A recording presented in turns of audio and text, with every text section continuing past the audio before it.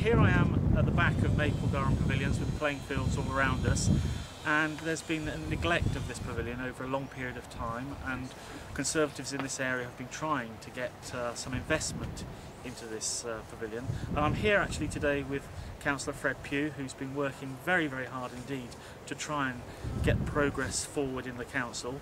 And Fred, I'm just going to have a chat with Fred. Fred, in terms of what you've been doing, particularly maybe since the local elections when the balance on the council has changed, I mean, what progress has been made, do you think? Well, a certain amount of progress has been made because the current council policy, which was decided by the Cabinet in February, the Labour Cabinet, was to demolish the pavilion. Incidentally, I prefer not to call it a pavilion. Let's call it a community hall. Right. Pavilion gives the wrong impression of what this building is. It is a very valued community asset. That's a good and point. Could be a much used hall. Calling it a pavilion gives the idea of an old-fashioned cricket pavilion, which it is patently not. Anyway, since the election and the change of control in Reading Council, the Conservatives and to a certain extent the Liberal Democrats are now controlling the scrutiny panels. It's still a Labour cabinet, but the scrutiny panels are controlled by the two opposition parties. We have the chairman of the Culture and Sports Scrutiny Panel, Tom Stanway, and he has called this in for scrutiny to investigate thoroughly what the council has or has not been doing over the years and whether the policy, which is the current policy in place, is the right way forward.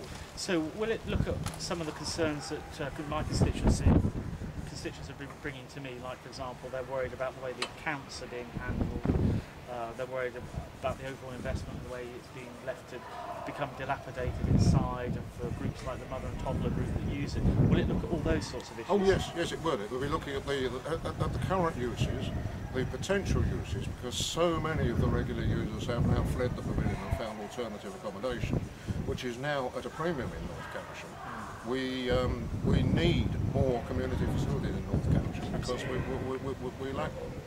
And a representative of the Labour Cabinet did actually say in council, you don't expect us to spend money in Mapledurham, do you?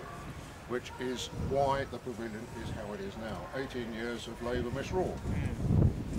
So what can it say the scrutiny panel has its investigation and finds that there have been things that have been going amiss and things should have been done differently. What can it actually do? What's its power? Well, its power, of course, is to pass a resolution to instruct the Cabinet to revisit the proposals and hopefully come up with a replacement hall. Right. I mean, at the moment the policy is purely to replace the changing rooms and not replace the hall. And when's that meeting going to take place? That meeting will be not the next one, which is October. It'll be the one, I think it's late November. Oh, okay, so there's some time for people to hear about it. Oh, we can probably get a community news out and let people know. The other thing you've been doing is you brought the chief executive up to Reading Borough Council. There's a new chief executive called Michael Coughlin, is that right? Coughlin, yes. And Fred's, you've had him up here to have a look at the place. Yes, I did. I invited him a couple of weeks ago to come round the ward, and I showed him the good parts of the ward, such as our Grade 1 listed barn down in the Warren, and the bad parts of the ward, such as Mapledurham Pavilion. Yeah. And when he saw it, he was horrified. Yeah. Now, hopefully, we may get a different attitude from the top, but it's really a question of the scrutiny panel putting pressure on the Cabinet to revisit this decision. The council estimate for replacement of over £1 million is way over the top. If it went out to tender and local builders put in a tender for it, it could be done for half that sum. Yeah. And there are Section 106 monies, planning gain for all the various developments going on in North quite a Reading. few of them. And there's quite a few of them. There's one right next door. Yeah. So there is money coming into the pot, which could pay for this capital. Inevitably, some of it is going to be borrowed money, so there will be a charge to the council taxpayers at the end of the day.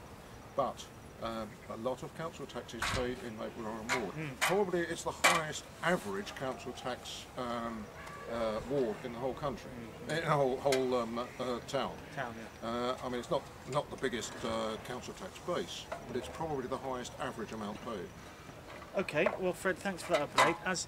I mean, the key thing in this is that the Labour Council, as it was, hasn't been prepared to invest in this area for political reasons, because it doesn't like this being an affluent area despite the council tax, as Fred Pugh just said. So we're going to continue to work as Conservatives to try and get a proper community hall functioning properly in a good state of repair on this site, and that is something that we are committed to and was actually part of our Conservative local manifesto for the recent elections. So that's what we've got in mind, and if any of you out there want to contact me or contact Fred, you can do it through my website. That's robwilsonmp.com.